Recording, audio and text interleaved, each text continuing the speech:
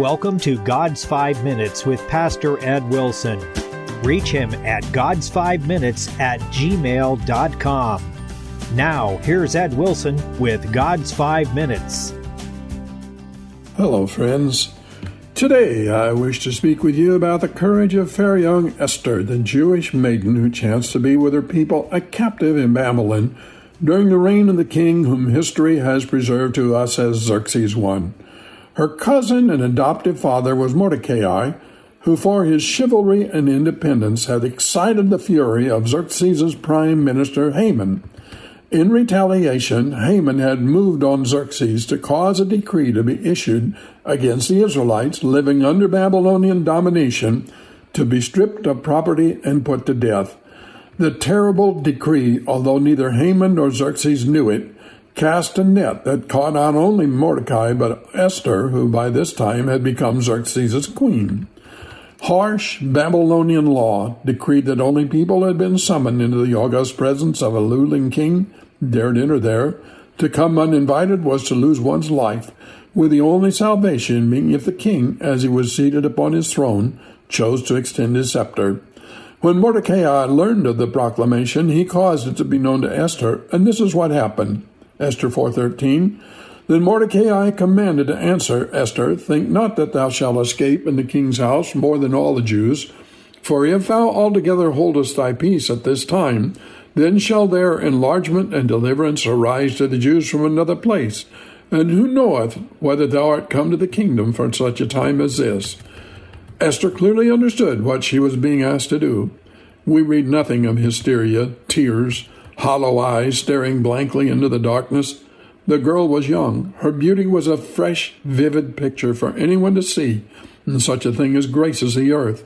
Life lay before her to be lived and fulfilled. Yet in a strong, clear display of courage that has provided fortitude to countless other of God's people through the generations since, she calmly faced the challenge of losing all her future at the whim of a king. Because here's what she said: "Go, gather together all the Jews that are present in Shushan, and fast ye for me. I also and my maidens will fast likewise, and so will I go in unto the king, and if I perish, I perish." It's doubtful whether any ladies of the court ever prepared themselves to be ushered into the throne room by undergoing a 3-day fast. That's not much of a beauty treatment. Esther did not refuse Mordecai's request. She knew that Haman's net would catch her as well as her fellow Jews, so that, desperate as approaching the king may have seemed, it was her only possible escape. Yet her maidenly demeanor gives us a basis to believe she possessed the strength of character to put the welfare of her people ahead of her own, so that she would have approached Xerxes had it been only for their sakes. Nor did she try to blind herself to the risks. Eastern kings of that era were not known for their kindly ways. But it is a poor kind of courage which has to shut its eyes in order to staunchly face hardship.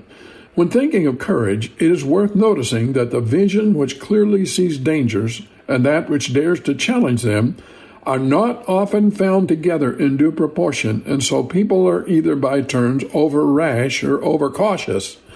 This young queen saw with clear eyes, and with her brave heart was ready to face peril for her life. Unless we fully realize difficulties and dangers beforehand, our enthusiasm for great causes will ooze out at our fingertips at the first rough assault of these.